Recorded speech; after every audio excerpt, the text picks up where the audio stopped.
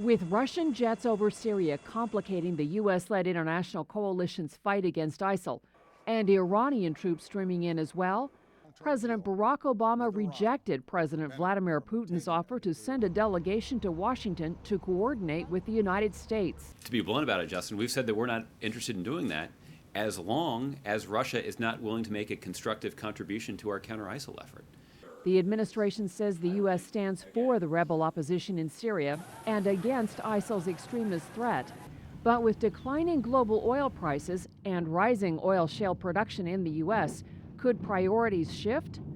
Speaking at the National Council on U.S.-Arab Relations annual conference in Washington, Saudi Prince Turki Al Faisal said his country's leaders know their natural resources value.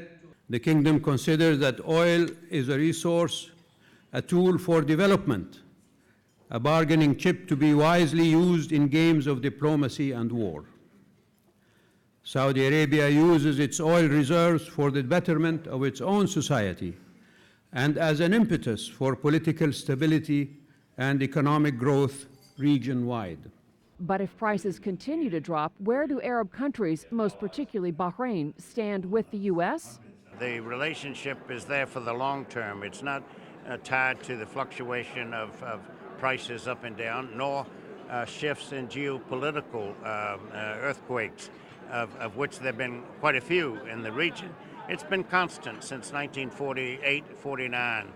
The United States dropped anchor in Bahrain then, and it's been in Bahrain, with Bahrain, for Bahrain ever since. Bahrain's ambassador to the U.S. also expressed confidence. The U.S.-Bahraini relationship is the oldest, it's the strongest, and we are proud with our friends here in Washington. Even if oil prices and production continue to shift, as one conference speaker noted, common interests and common enemies remain, and the positive effects of working together continue to grow.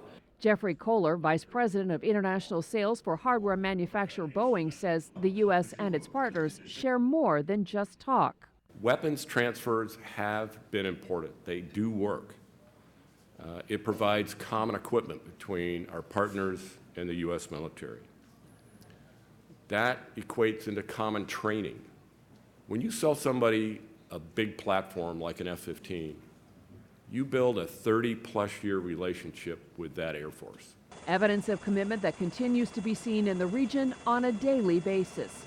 Reporting for Bahrain TV, I'm Marty Johnson, Washington.